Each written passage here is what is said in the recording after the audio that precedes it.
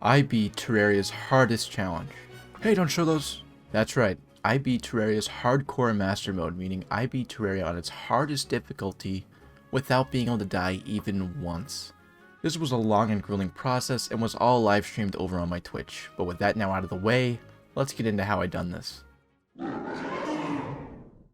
I started off optimistic. With over 3,000 hours in the game, I thought this really can't be that bad, right? I've played through this game hundreds of times, and so I thought this would just be another Master Mode playthrough where I try a little bit harder not to die. After crafting the basics, I decided to head down to a cave to gather more resources. This is when this happened. Oh! Needless to say, I was wrong. This ended up being much more difficult than I ever anticipated. I think I underestimated just how often you really die in Terraria, and how much of a luxury respawning really is. I can't just quickly rush into caves without care anymore. If I make a mistake and die, it's back to square one. And so if I want to progress, I really need to change my whole entire playstyle and mindset to fit this challenge. I need to actually look out for random traps and drops in caves. I need to completely change how I deal with enemies whenever I encounter them, and I need to actually understand how I'm going to move forward past each part of the game before I get there. And so after a few shortly ended attempts, I developed a rhythm. Now before I move on, I just wanted to point out something real quick. You may have noticed that the camera in this footage does not look too good at all. Well, that's because this challenge lasted over half a year's worth of time, and I'll explain why later, but what's important to know is that I didn't end up upgrading cameras till a bit later, and so you're going to have to bear with me for just a little bit. Anyways, so what was I going on about again? Right, I developed a rhythm. After the first few attempts, I started to gain experience and learned how to make things at least a bit easier for myself, developing skills that I would utilize throughout the rest of my attempts. It wouldn't be until attempt 4 where things would finally start to pick up and I'd have my first, what I will call, good run. After chopping wood down and getting the basics, it was time to go caving. With traps being a big problem and a run ruiner, I started to stay more alert and began to use danger sense potions to avoid, problems. I also started using recall potions more frequently because if you didn't know, these actually give you the fastest teleport back to spawn possible, being faster than even the magic mirror and all of its upgrades. I made sure to bind the potions to a mouse button to make it more easier to get out of danger quickly. I began also completely avoiding enemies that I knew could be a problem by either not entering areas with them or by constantly barricading myself off from them with whatever blocks I had. Enemies in Master Mode are ridiculous, with a roughly 50% boost in damage and health and 10% more knockback resistance. Since nothing was worth the risk of dying, I played it as safe as possible. After safely setting up base at home, mining ores for some armor, and looting gold chests down the caverns for useful weapons and accessories, it was now time to start preparing for our first boss, the Eye of Cthulhu. At this point, I also want to point out an accessory that I believed helped tremendously during the early game. With a recipe of only 12 world evil bars and 10 topaz both easily found down in the caverns, I crafted myself the magical luminescence. This accessory doubles movement acceleration, gives a 20% boost in movement speed, and even provides a lighting. I recommend this accessory to anyone trying this challenge because it's one of the best accessories you have access to early game, and it combines very well with other movement accessories. But moving back to the Eye of Cthulhu, I had a plan in mind on how I was going to take this boss on. I headed over to the Corruption in hopes of breaking some shadow orbs in search of the musket. Now you might be asking, why? The musket, although being a very high damaging weapon, is a risky pick for the Eye of Cthulhu with all the means he summons.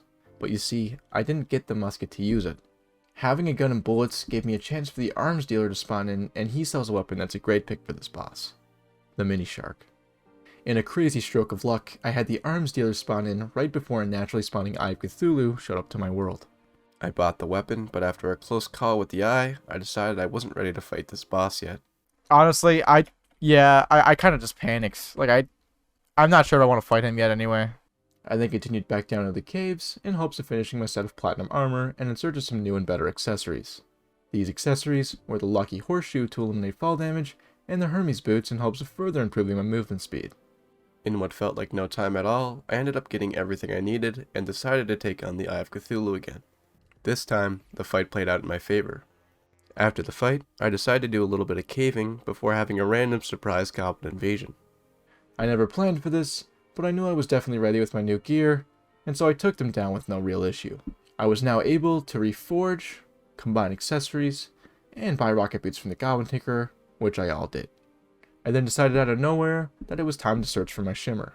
I knew the shimmer was found between the jungle and ocean, and so I made my way over, dug my way down, and found the biome in no time at all. Here, I obtained the vital crystal by throwing a life crystal into the shimmer. This consumable gave me a permanent increase in life regeneration, which is something I found would be very useful in this run. Now with some new buffs and accessories along with a full set of armor, I decided it was now time to take down the Eater of Worlds. Without even creating an arena, I broke the last shadow orb, spawning in the Eater. Gesture arrows and the mini shark took down the worm in no time at all. Dodging the worm wasn't a problem either, with help from my recently crafted hover boots and the shield of Cthulhu's dash. With the worm down, it was now time to create shadow armor and make the nightmare pickaxe. It's also worth pointing out that the Eater dropped the worm scarf, which became an essential accessory for me. This beautiful item reduces incoming damage by 17%, which in master mode is an absolute game changer. With access now to the nightmare pickaxe, I was now able to mine hellstone, so I finally decided it was time to make my elevator. Using my new pickaxe and some bombs, I made my way down to the underworld and immediately got to mining hellstone. The pots down in hell surprisingly helped a lot, since they dropped both obsidian skin potions for mining hellstone, and hellfire arrows which would come into use very soon. After making sure I had enough hellstone, and taking a slight detour to get some obsidian, I made my way back up to the surface where I was greeted by some more goblins. I quickly made myself some molten armor, a molten pickaxe, and a volcano, which made quick work of the invasion. With my new gear equipped, and nothing more that I currently wanted, it was now time to take on Skeletron. I first tried using my mini shark before realizing my demon bow and hellfire arrows did much more damage. I took down the skeleton in what felt like seconds and made my way down to the dungeon in search of a cobalt shield, Muramasa, and a shadow key. In just a few minutes of exploration, I had what I needed and headed back home. I then proceeded to quickly upgrade my cobalt shield into an obsidian shield using an obsidian skull, which is just crafted with obsidian. Knockback immunity and extra defense was exactly what I needed for what was up next. The bee. I made my way over to the jungle, and whilst trying to find a hive, I found a boomstick in a jungle chest. This high-damaging shotgun would come into use very soon. After a few minutes of searching, I finally came across a hive and created a nice little arena using platforms, campfires, and heart lanterns.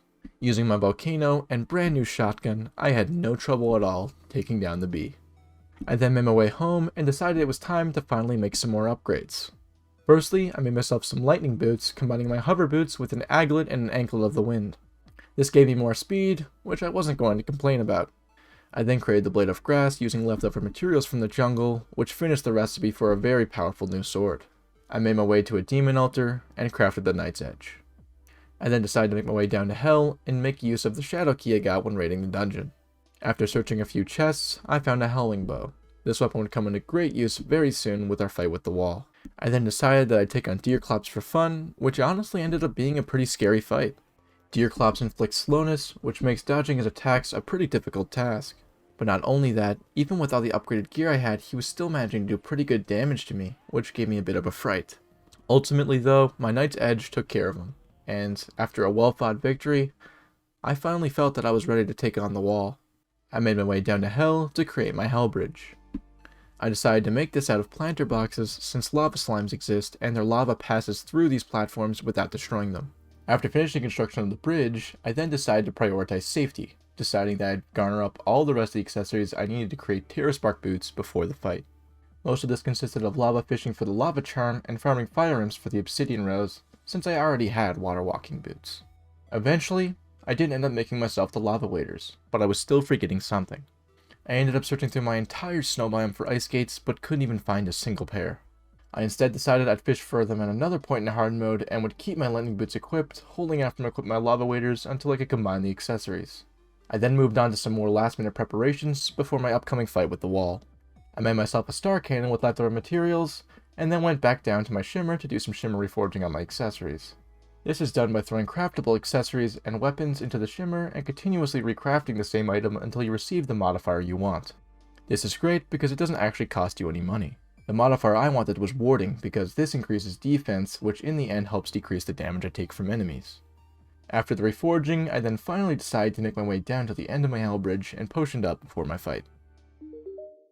I felt like before moving on, it's important to show you guys what potions I decided to use for the fight, and how I got them since potions can matter a lot within boss fights in Master Mode. Titan potions and Obsidian Skin potions, which will increase knockback on Hungries and eliminate fire damage respectively, I got from raking pots down in Hell.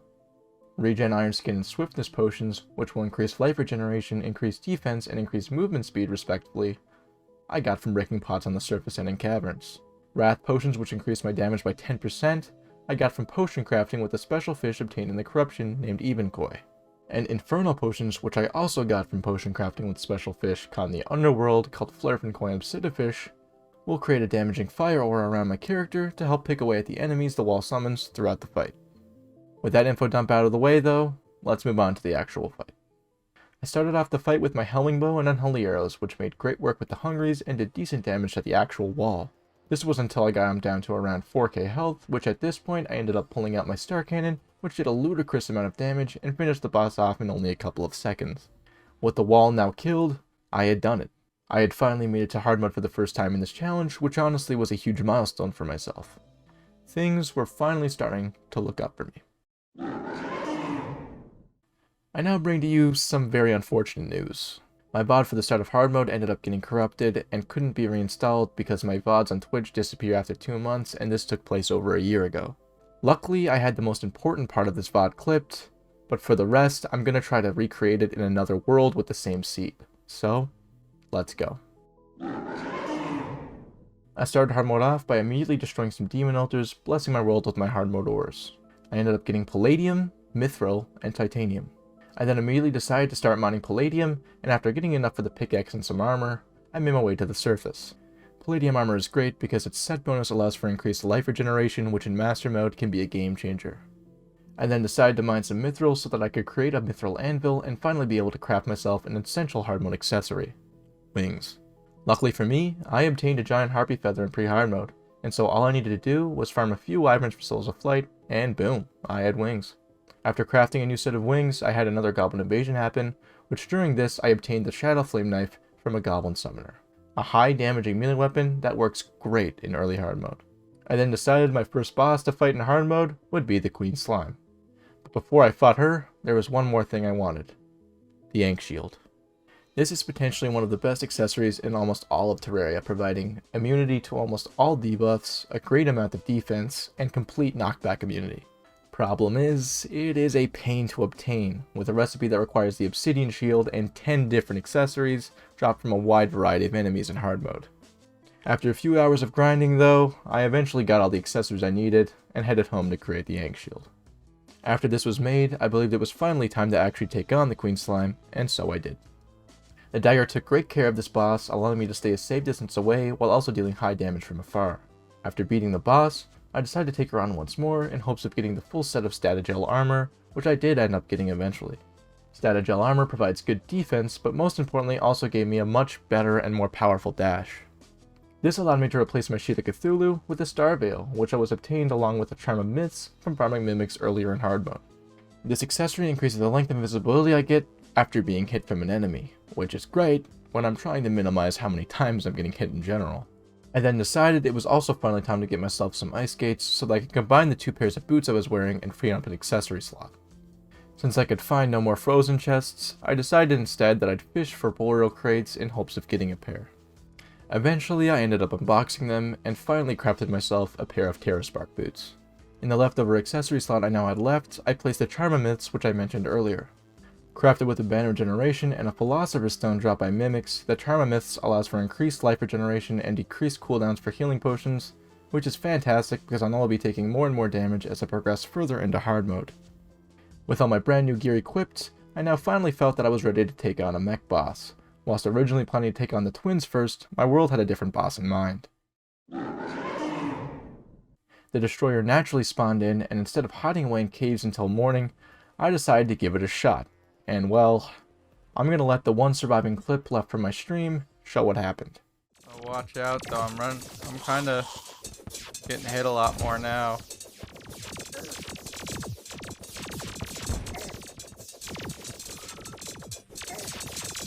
Uh-oh.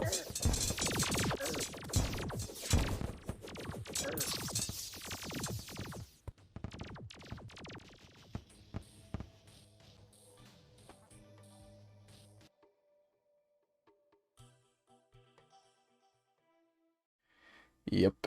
Although having done great damage to the Destroyer with the help of my Shadow Flame Knife, One misinput on my end made me dash straight into the destroyer's head, which if you didn't know is pretty much a guaranteed kill, doing a whopping 420 damage in master mode. This was the end of my 4th attempt. What pursued after this was a large break. This was why I said earlier that this challenge took place over half a year's worth of time. After I finished attempt 4 in late October of 2022, I didn't end up picking this challenge back up until June of 2023. Why, you might be asking? Well, it was a combination of things. Firstly, I'm a university student, and I had exams coming up soon. But also, I'll be honest, that last attempt crushed me, and I wasn't ready to continue this challenge yet. It took multiple hours to get to attempt 4, and after getting there, I then spent 10 hours on that character before all having it lost to one fatal mistake. You could say that I gained experience, and that dying was part of progressing, and you know what? That probably is true. But to be honest, I was burned out, and I knew if I wanted to complete this challenge, I needed to be ready for it. And so, 7 months after my previous attempt, I made my return, and guess what? I had a better webcam. Now, for some dumb reason, I decided after returning to count attempts up from 1 again, because honestly, I was too lazy to go find the VOD during the original stream. But just know that from now on, whatever attempt number my character and world has in their name should be added to 4 to stay consistent with my actual number of attempts. But with that being said, let's get back into the attempts. The first few attempts honestly weren't too great. To fight a vulture with this cactus sword, not easy. I'm fucking dead already.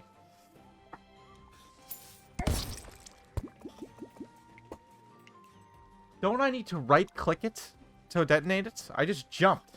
Like, what? It's a good story, for sure. I remember that one. A/RFDGNY. Thank you.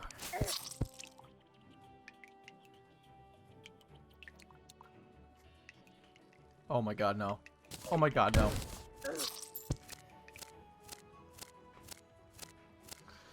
You serious, man? This is terrifying. Who knew killing these slimes would be terrifying?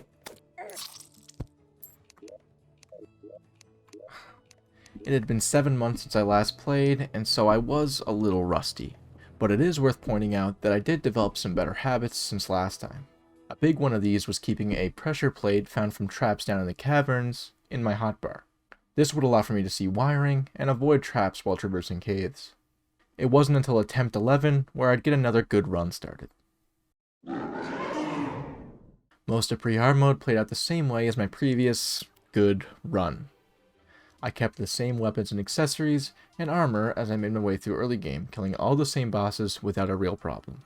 The biggest change was the fact that this world had Crimson instead of Corruption, meaning I had to fight the Brain of Cthulhu instead of the Eater of Worlds, and so sadly, I couldn't get the Worm Scarf and ended up instead keeping my Band of Regeneration on instead in its slot. I luckily ended up getting a boomstick earlier in this playthrough though, and so I used the shotgun along with grenades to take down the Brain without a real problem. Aside from the Brain in the wall though, I'm not going to go over how I beat the rest of the Pre-Hardmode bosses because I fought them with pretty much the same gear, and I don't want to repeat the same things I've already said to you guys. Another big difference in Pre-Hardmode this playthrough was the fact that I was able to get ice skates without a real problem, and so I had access to my Terraspark boots before fighting the wall, which was a fantastic benefit over attempt 4, where I didn't get them till later in hard mode. I also didn't go through the trouble this time of crafting the star cannon and obtaining fallen stars because I found last time it wasn't really necessary. For potions in my fight with the wall, I used mostly the same aside from adding in a couple like Heart Rage potions which increase my range for picking up fallen hearts, and Life Force potions which increase my health capacity by 20%. I obtained these by breaking pots in the underworld and searching shadow chests respectively. One more change worth pointing out was the fact that this time I used amphibian boots instead of magical luminescence. This accessory allowed for faster and better jumping, which made dodging the wall's lasers a whole lot easier for myself. This accessory is easily accessible by just doing some fishing, so if you're having trouble with the wall, I definitely would recommend it. After defeating the wall, I had made it to hard mode for the second time in this challenge, which felt amazing. And guess what? Luckily this time, there's no corrupted VOD, and so I can actually show you the original footage of what happened next. And so without wasting time, let's get into it. I started out hard mode this time, playing it a lot safer than my previous attempt.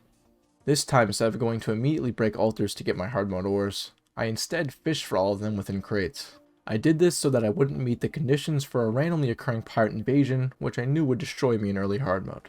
That being said, fishing for these ores was a pretty long and boring process. The only way I could actually speed up the process was to use crate potions, and so that's exactly what I did. I ended up using all of the crate potions I got from doing angler quests, and also all that I could craft with leftover resources. I did manage to get myself a full set of palladium armor through this, but the problem was I barely got any titanium or adamantite, and so that meant I still had some more fishing to do. I then decided, since I was out of crate potions, that I'd go hunting for all the materials I needed to craft more. Problem was, I needed amber, and I knew it was way too dangerous to go hunting for some down in the underground desert, so I instead decided to go hunting for silt down in the cavern layer, which I would later plan to use an extractinator in order to get some amber. Whilst down in the caverns doing this though, this happened. Ooh, 162 damage. That's not cool. Whoa!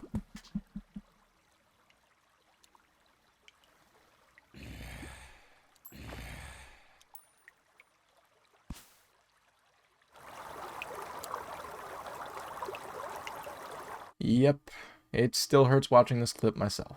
Something I had absolutely no idea about was when jellyfish are in their electrified state and you strike them with a true melee hit, they do 1.3 times contact damage back to the player. So in my case, 2 swings from the knight's edge was sadly enough to kill me.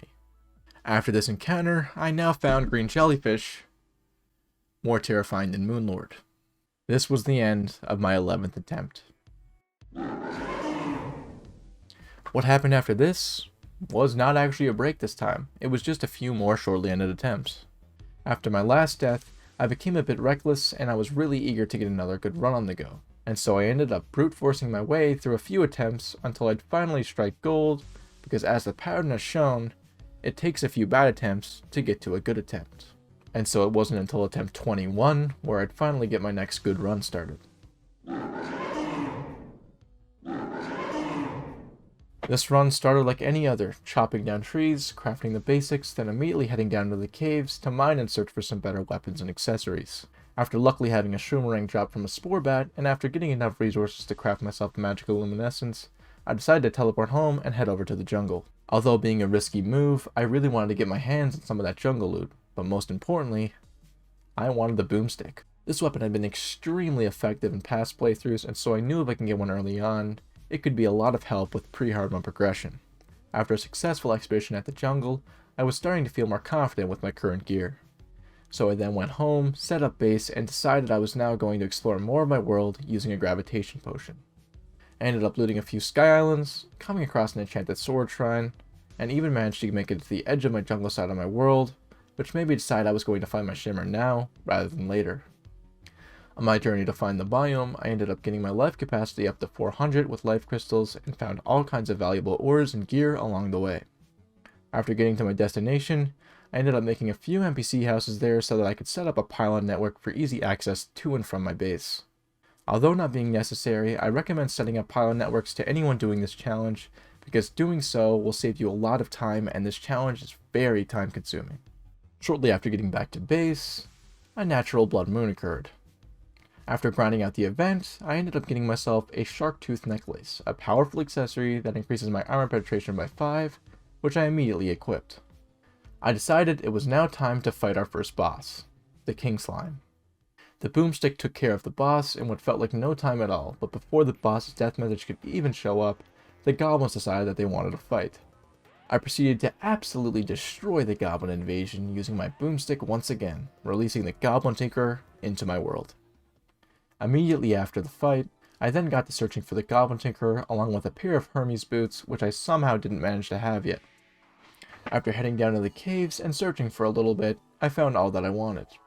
I then headed back home where I combined and upgraded all my accessories and decided that I've made enough progress from one stream and that I'll pick up where I left off soon. In stream 1, I wasn't quite able to find myself an aglet in any of the surface chests. For this reason, I started Stream 2 off by fishing for wooden crates in the ocean, which have a 5% chance to drop the aglet. I wanted this accessory because it's required in the recipe for lightning boots. After about 15 minutes of fishing, I was lucky enough to unbox one, and so I made my way home, where I then combined the accessory with my hover boots and an ankle of the wind that I got from my jungle expedition last stream, making myself a pair of lightning boots. I then decided with my current accessories that it was time to take on the Eye of Cthulhu. I spawned him in, and with the help of my boomstick, I absolutely obliterated the eye. I equipped the Shield of Cthulhu for its dash, and decided to immediately prepare for my next fight with the Eater of Worlds. I then searched my entire snow biome in hopes of getting some ice skates so that I could upgrade my lightning boots into frostbark boots. But somehow, once again, I couldn't find any, and so I had to instead fight the boss without them, and decide once again that I'd fish for them soon. I made a little arena on the corruption surface, broke some shadow orbs summoning in the boss, brought him up to the arena, and had no trouble taking him down, once again, with my boomstick. Man, I love that weapon. I then immediately equipped the worm scarf, crafted some shadow armor and a nightmare pickaxe, and then headed back to the snow biome to start fishing for frozen crates. After a few minutes of fishing, I got myself my first frozen crate, and funnily enough, it had ice skates in it. I made my way to my shimmer, crafted and did some shimmery forging on my new frostbark boots, and then made my way down to hell to mine some hellstone. Using an obsidian skin potion once again found from wrecking pots down in hell, I had no trouble getting the amount I needed. I then made my way back home, where I created myself some molten armor and the volcano. I then decided, since I already had obsidian skin water walking boots in my inventory, that I'd make my way back down to hell to start farming for the obsidian rose and start fishing for the lava charm so that I could upgrade the boots into some lava waders. After spending some time in the underworld, I eventually got what I needed.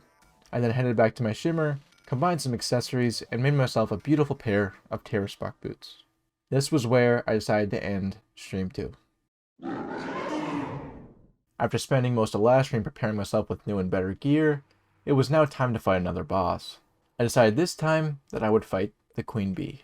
This fight is not necessary to progress, but I knew my limits and decided I'd do it anyway. I made my way to my jungle, found myself a hive, and created an arena with the help of bombs, platforms, heart lanterns, and campfires. I was honestly a bit over-prepared for this fight, so I ended up destroying the bee very quickly with my volcano and boomstick. I then ended up getting a honeycomb from the fight, and decided I'd combine it with my shark tooth necklace to create the stinger necklace. This beautiful accessory gives the same effects of the shark tooth, but it also douses the player in life-regenerating honey and releases bees if they're hit. After this fight, I then decided before fighting another boss that I'd build my hell bridge. I built the bridge 2.5k blocks long, using planter boxes once again. I then remembered that I forgot to fight a certain boss. I made my way over to the dungeon, where I prepared for my fight with Skeletron. I made myself a small 2-level arena with platforms, along with heart lanterns and campfires once again for slight health regen boosts. After it became night, I cursed the weird old man and took down the skeleton without a real issue. You can probably guess at this point what I used. I then made my way down into the dungeon searching it for a Cobalt Shield, Muramasa, Shadow Key, and the Mechanic. I only really wanted the Mechanic because she sells the rest of the ingredients that I needed to build the grand design. This tool would permanently allow me to see wiring so that I wouldn't have to deal with traps anymore. After achieving all I needed and unbounding the Mechanic, I headed back to my base, built and equipped my obsidian shield, and prepared for my fight with the wall. But before this fight could take place, I had one more thing left to craft. Here we go, Knight's Edge. Big W. Very large W. I then gathered up all the potions I had found and crafted throughout the playthrough, adding one more notable potion to the mix that you guys haven't seen me use yet. This potion was the Endurance Potion.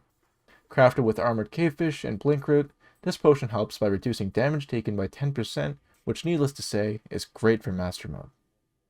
I then went to the edge of my Hell Bridge, potioned up, and threw the god Voodoo into the lava, summoning in the Wall of Flesh. You may have noticed that this time, I don't have the Howling Bow equipped.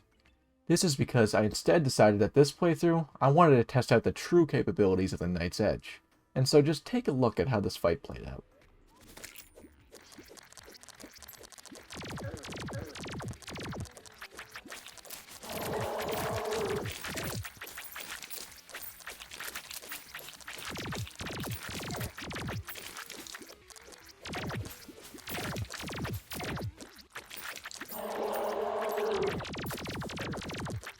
Okay. Oh, this is a little,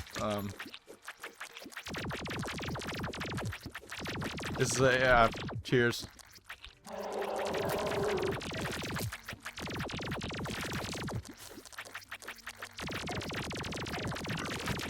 Oh my god. I've not even lost a heart.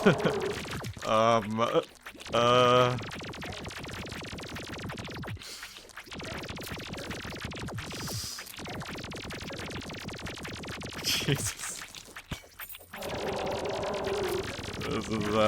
This well, that was, needless to say, the night's edge is busted, and we were now in hard mode again.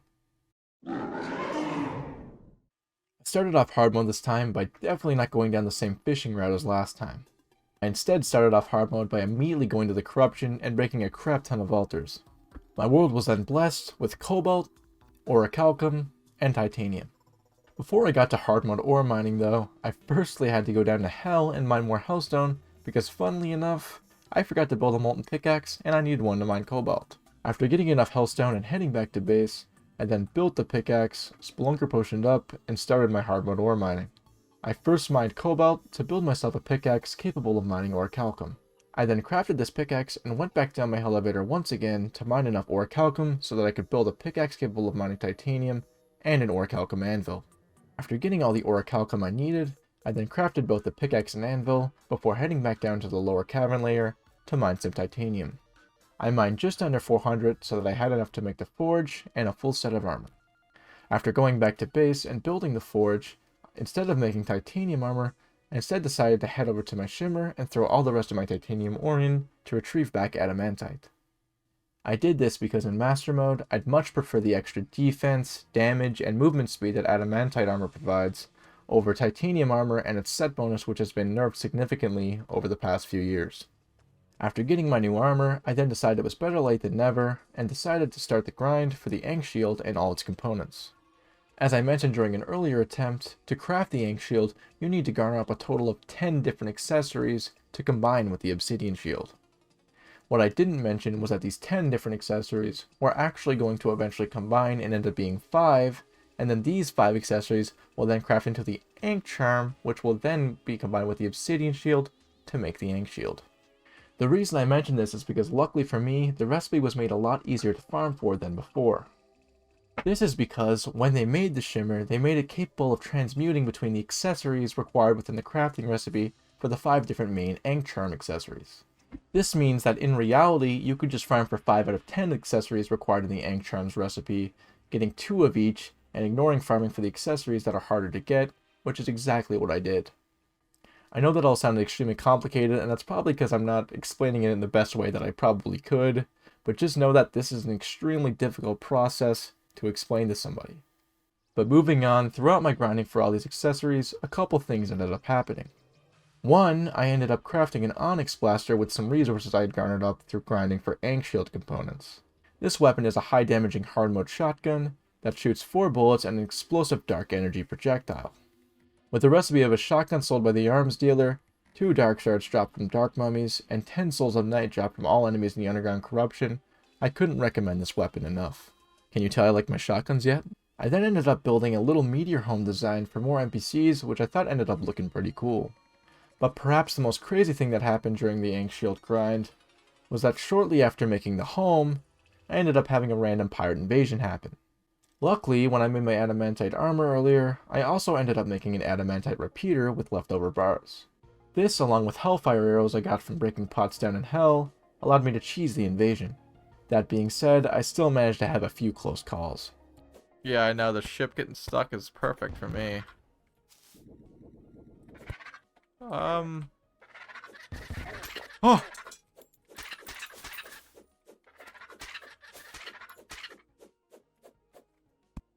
You see how horrible that is?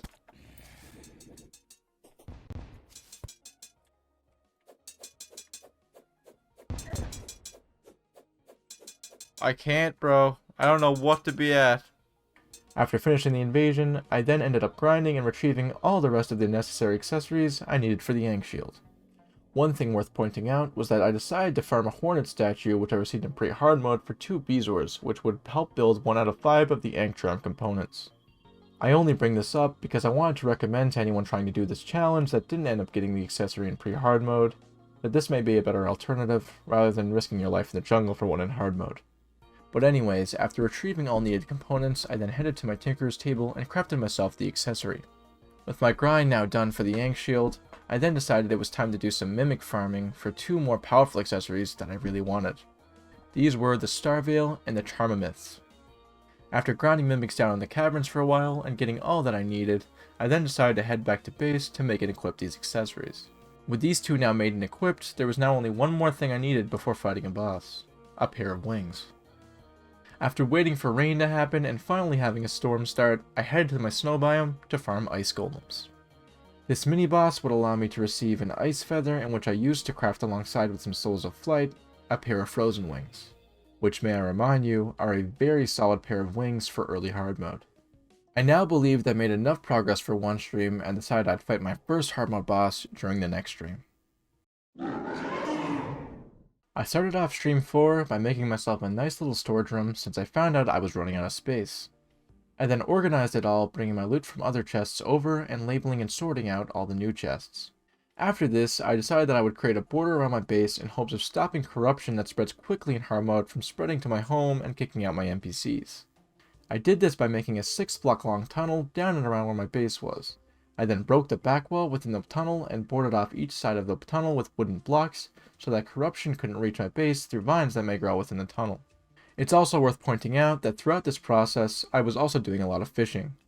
This was most importantly for potion materials, but it was also because I was completing angler quests. These were not required at all for the playthrough, but they gave me the chance to get some very useful tools, like infinite use sponges and buckets for all different types of liquids. This included honey, which I did plan on eventually integrating into one of my future arenas. I've actually done a lot of fishing in this playthrough that I haven't shown much of to you guys. The reasons being, 1, it's pretty boring, and 2, it really isn't important and none of it really has led or leads to actual progression. And don't get me wrong, fishing for potion materials is important, and so I've shown that to you guys. But I want this video to help people with this challenge, and I don't want to pretend that fishing and doing angler quests is important or needed for progress. But getting back to the playthrough, after getting all that done, I then decided to move to the edge of my world with a water candle and a battle potion so that I could farm goblin scouts. I did this because I wanted to fight the goblin invasion so that I could get my hands on the beautiful Shadow Flame knife once again, which had been a must-have in my past playthroughs. And so after getting enough tethered cloth and making myself a goblin invasion spawner, I fought the goblins. Luckily, after killing only a few goblin summoners, I got myself the knife and finished off the invasion. With my new weapon in hand, I decided it was finally time to take on my first hard mode boss, the Queen Slime. I headed down into my underground hollow to get a spawner off of the cave walls. After retrieving the spawner, I headed over to my surface hollowed and spawned in the boss without even creating an arena. Keeping my distance and using the Shadow Flame knife, I took down the boss in no time at all. With the only pre-mech boss now down, and no more weapons, armor, or accessories to upgrade, it was finally time to hopefully take my revenge on the Destroyer. After he destroyed... get it? Sorry. After he destroyed my first good attempt with a stupid looking head, I knew I needed to prove to myself that I could take this boss down. And so I set up a proper arena, crafted a spawner, skipped tonight using a moon dial I got from fishing, and summoned in the mechanical worm. Deciding to keep on my adamantine armor this time for the extra defense, and utilizing the power of my Shadow Flame knife, all my accessories, and a whole lot of potions, I ended up absolutely obliterating the boss.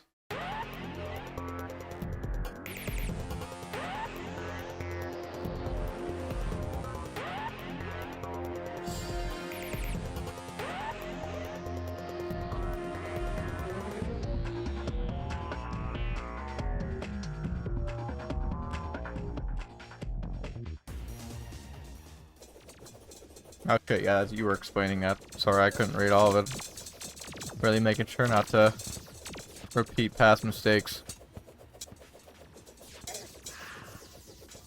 Man, why did I get all these potions? What a waste.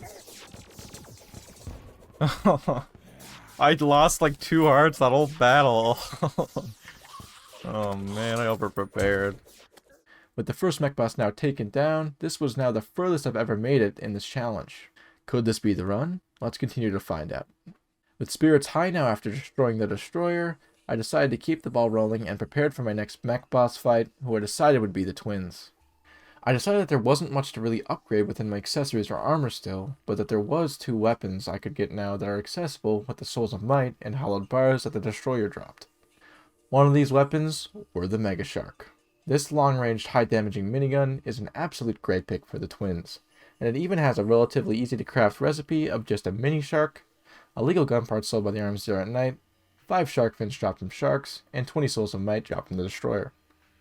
The other weapon I now had access to was actually a sword called the Excalibur, which is crafted with 12 hollowed bars. This weapon is fantastic for farming, but won't really come into much use until a bit later.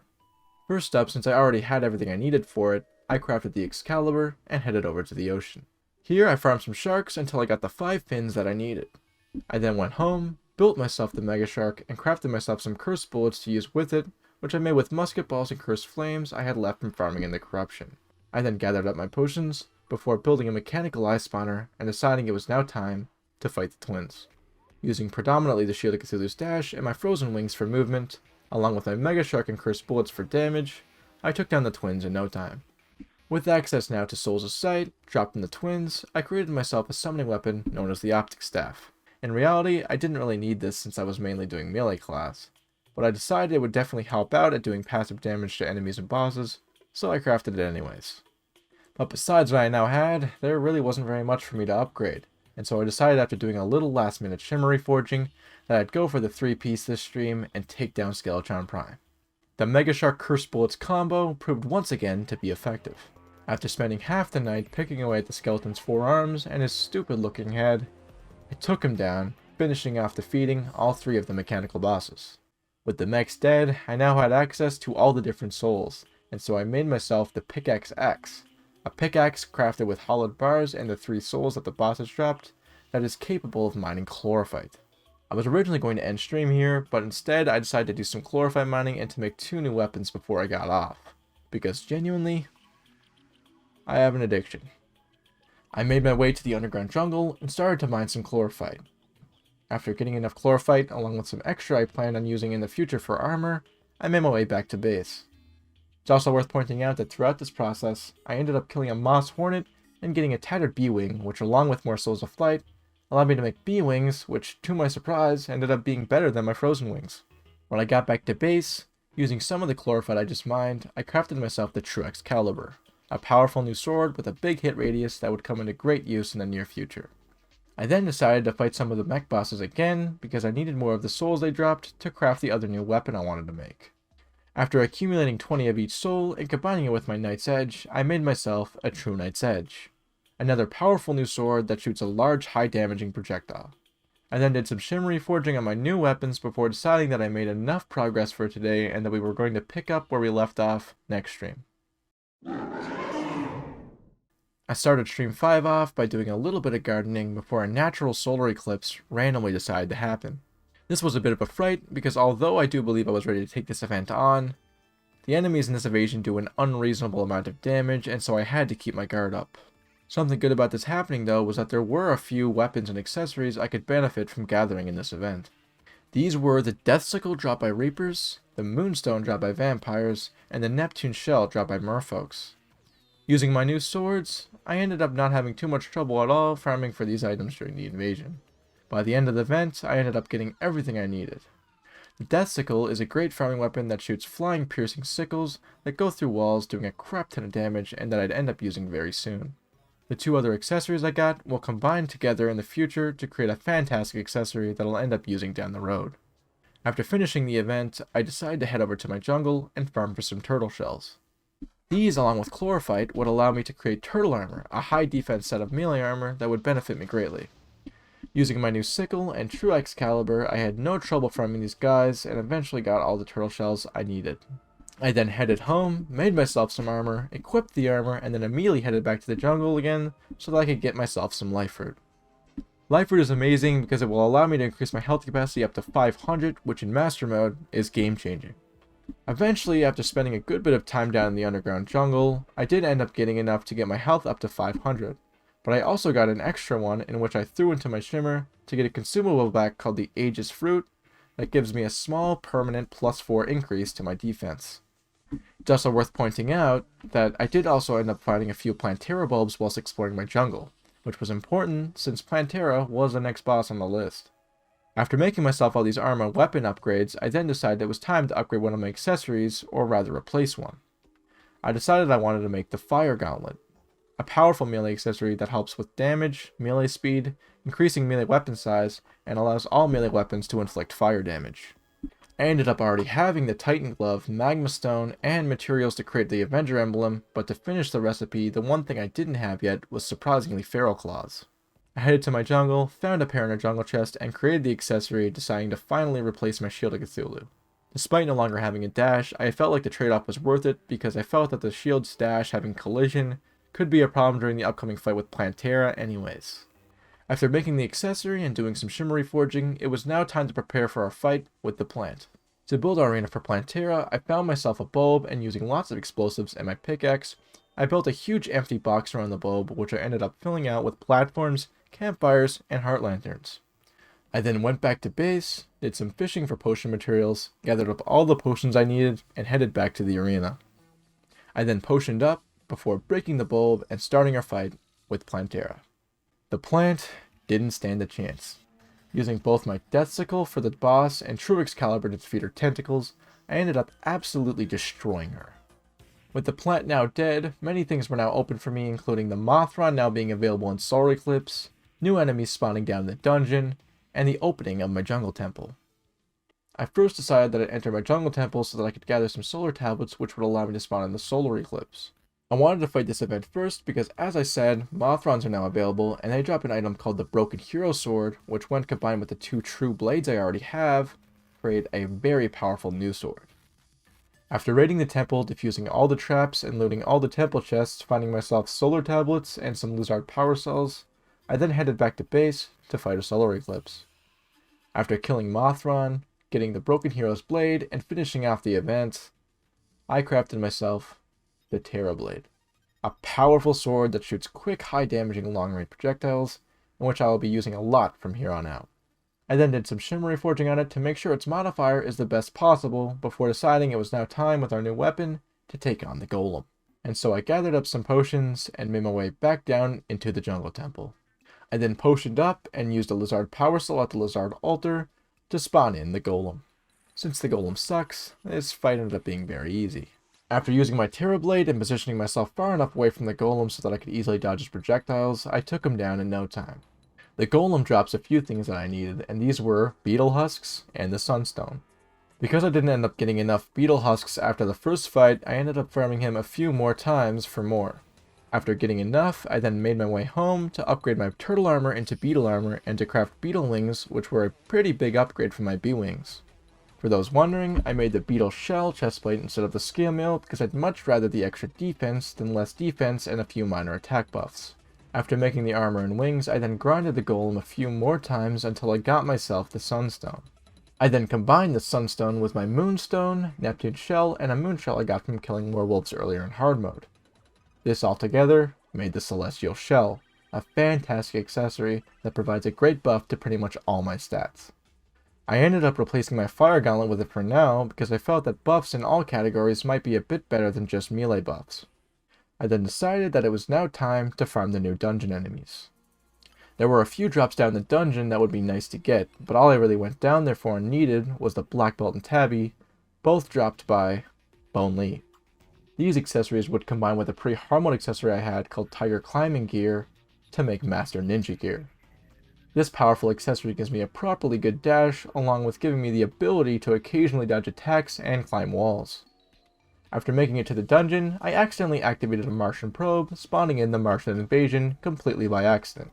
But I didn't let that stop me from getting what I came here for.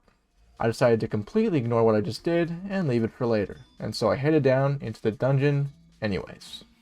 After farming Bone Lees and other enemies for a while, I eventually got what I needed, along with a few extra drops. One of these drops was a powerful accessory called the Paladin's Shield, which you'll see will come into use in a little bit. I headed home and swiftly created the Master Ninja Gear, having it replace my Star Veil since I believed it would make for a better loadout.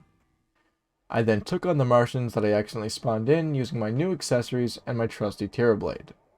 There was one weapon I was looking for from this event, and that was the Influx Waver, a powerful sword occasionally dropped by the Martian Saucer mini-boss. After tearing through a few Martian Saucers and finishing the event, I sadly didn't end up getting the Influx Waver. Now, I could have refought the Martians for the weapon, but the Influx Waver would have only been a luxury anyways, and I didn't really need it, so I left it alone. With the Martians now out of the way though, there was a boss immediately on my radar that I wanted to start farming. This was the Duke Fishron. Although not being a boss I needed to beat to progress, Duke Fishron had 3 drops that I really wanted. These were the Flare-On, the Fish-On Wings, and a mount called the Shrimpy Truffle, which is already guaranteed from the treasure bag. To spawn in Duke Fishron, you need to fish in the ocean using truffle worms found in the glowing mushroom biome as bait. Luckily, I had found 4 throughout the playthrough in which I kept in my inventory, and so I didn't have to go hunting for these worms yet. I crafted and grabbed the potions I needed again, and made my way over to the ocean. Without even creating a real arena, aside from a single platform going across the ocean, I potioned up and fished up the Duke. Utilizing my new dash for my Master Ninja gear and using my Terrablade as my weapon, I took down the April Fool's joke in no time, adding another boss to the long list of dead bosses. Problem was, I didn't get what I was looking for, and so I needed to fight him again. And again, and again, and again. It ended up taking 6 kills to get the Flare-On and a whopping 12 for the Fish-On Wings. And now you might be asking, was it worth it?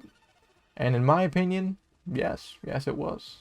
The Flare-On is a fantastic high damaging crowd control weapon that I knew would come into use very soon during the lunar events.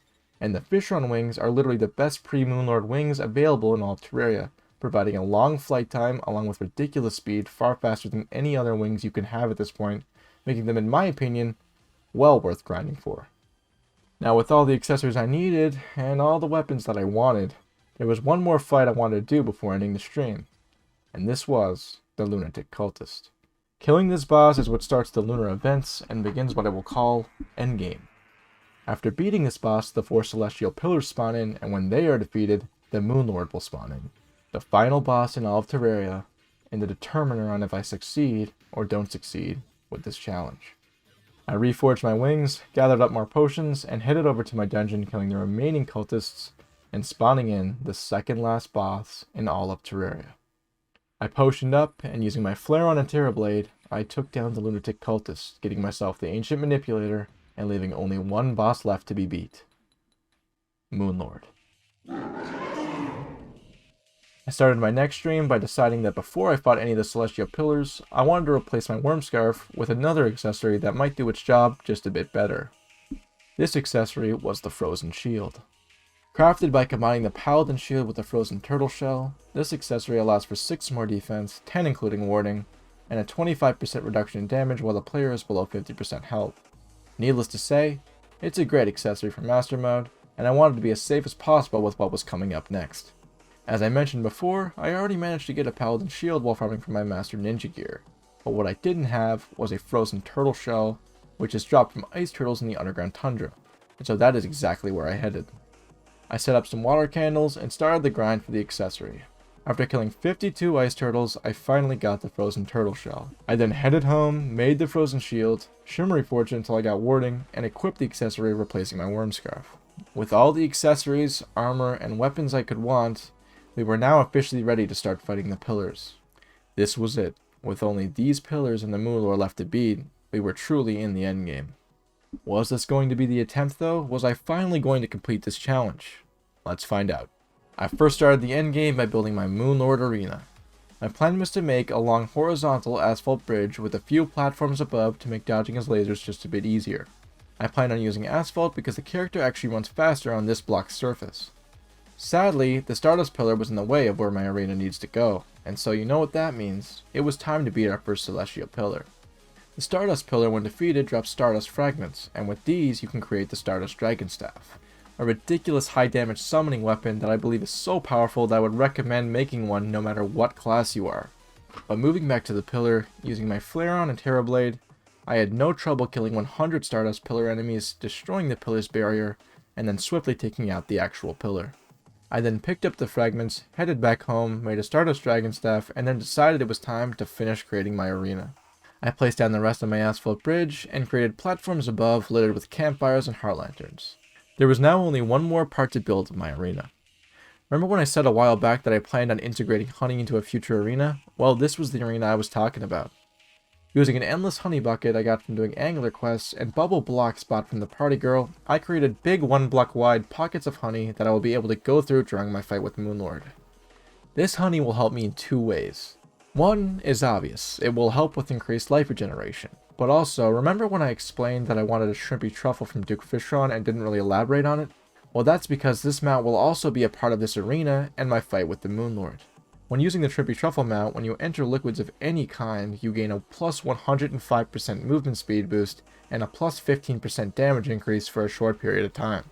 Using the honey in my arena along with the mount will allow for me to reach speeds I can't reach otherwise, along with giving me a substantial increase in damage that will help a lot with my fight with Moonlord. But now with my arena finished and my plan set, I gathered the potions I wanted for my fight.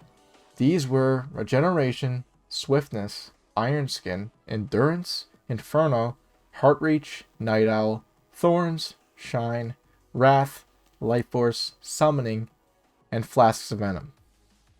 Now, not all of these are necessary, of course, but what can I say? I just love over-preparing.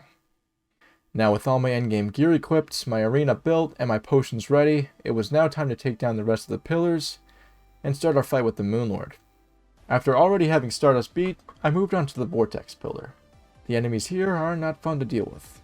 The enemies here can inflict you with a distorted debuff, which sticks you to only horizontal movement, making you an easy target to their high damaging ranged weapons.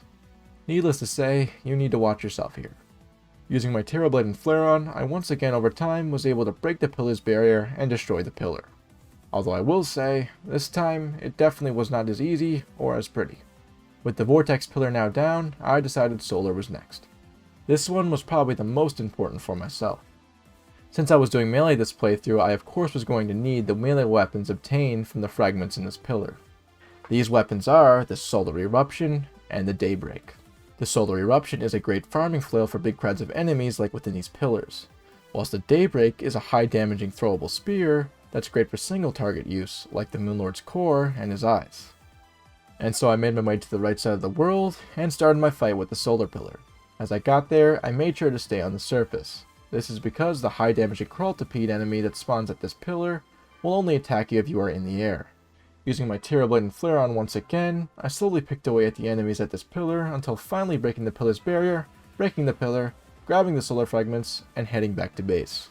I then brought down my Ancient Manipulator to the Shimmer, where I made and Shimmery forged my 2 new main melee weapons, the Daybreak and the Solar Eruption. There was now only one pillar between me and Moonlord, the Nebula Pillar. With my potions ready, my weapons in hand, and my armor and accessories fully equipped with their best modifiers possible, I made my way over to the pillar and started the fight. Here I got to test out my new weapons and, oh my, they put in work on these Nebula enemies.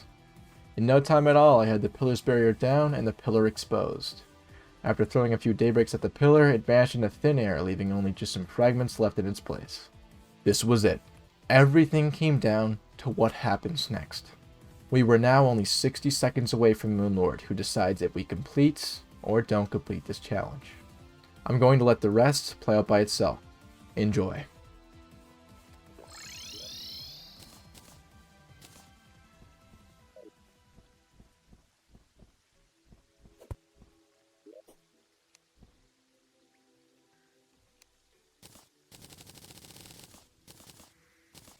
I got way too many.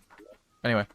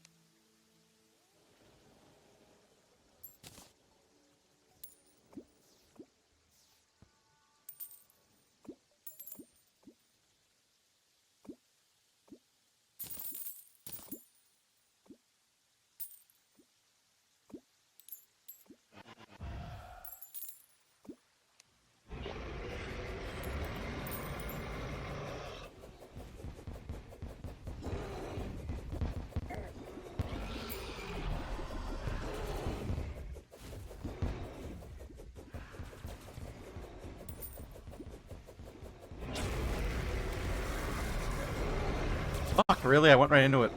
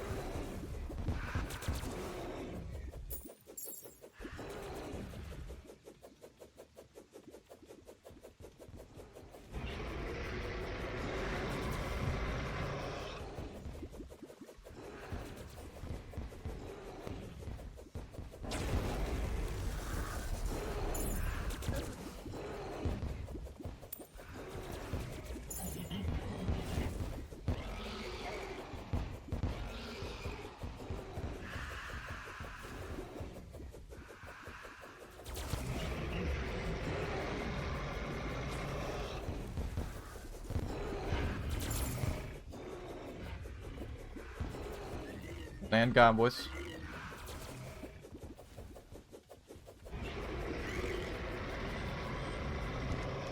Music's fire, I gotta turn it up.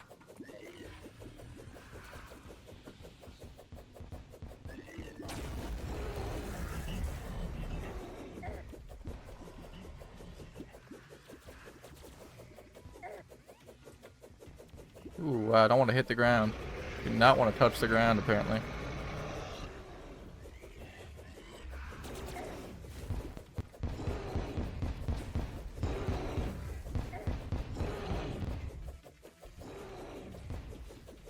Alright, boys, just the core left.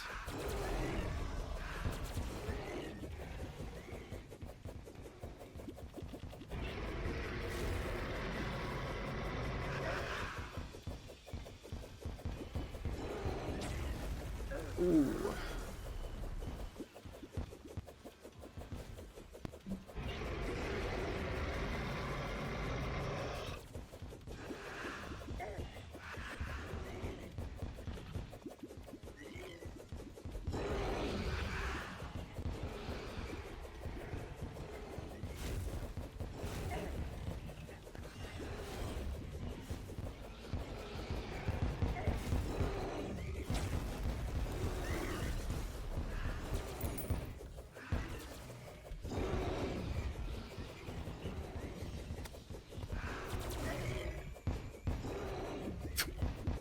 I haven't dropped below 400 health, I don't think. Let's go! Oh, yes. Yes. Oh, it's been a long time coming, boys. It's been a long time coming.